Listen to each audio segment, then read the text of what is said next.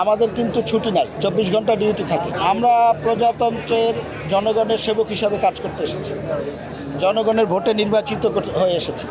আমাদের কিন্তু ছুটি নাই, 24 ঘন্টা ডিউটি থাকে। আমি আজকে পটুয়াখালী গিয়েছি, আপনার এখানে এসেছি। দক্ষিণাঞ্চলে যতগুলো জায়গা থেকে জাহাজ ছাড়া হয় প্রত্যেকটি ঘাটে আমি যাব, কোথাও একাধিকবার যাব। আমার যখন প্রয়োজন মনে হবে আমি তখন যাব, এবং যেখানে ব্যবস্থাপনার ঘাটতি থাকবে আমরা সংশোধন করার চেষ্টা করব। কেউ যদি দায়িত্ব অবহেলা করে তার বিরুদ্ধে ব্যবস্থা নেওয়া হবে।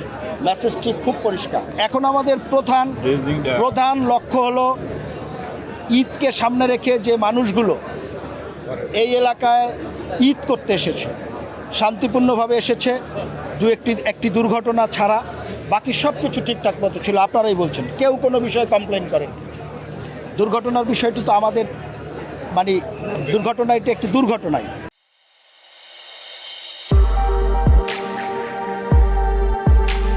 তাই না? সেই মর্মান্তিক বিষয়ে, দুর্ঘটনার বিষয়ে আমরাও শোকাহত।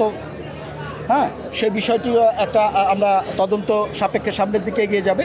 কিন্তু এখন আমাদের মূল লক্ষ্য হলো আগামী 27 এবং 28 তারিখ পর্যন্ত এই যে মানুষগুলো এসেছে তাদেরকে নিরাপদে, স্বস্তিতে, একটি আনন্দমুখর পরিবেশে ঢাকায় ফিরিয়ে নিয়ে গিয়ে যে যার কর্মস্থলে যোগ দিবে তারা, এই বিষয়টি নিশ্চিত করা।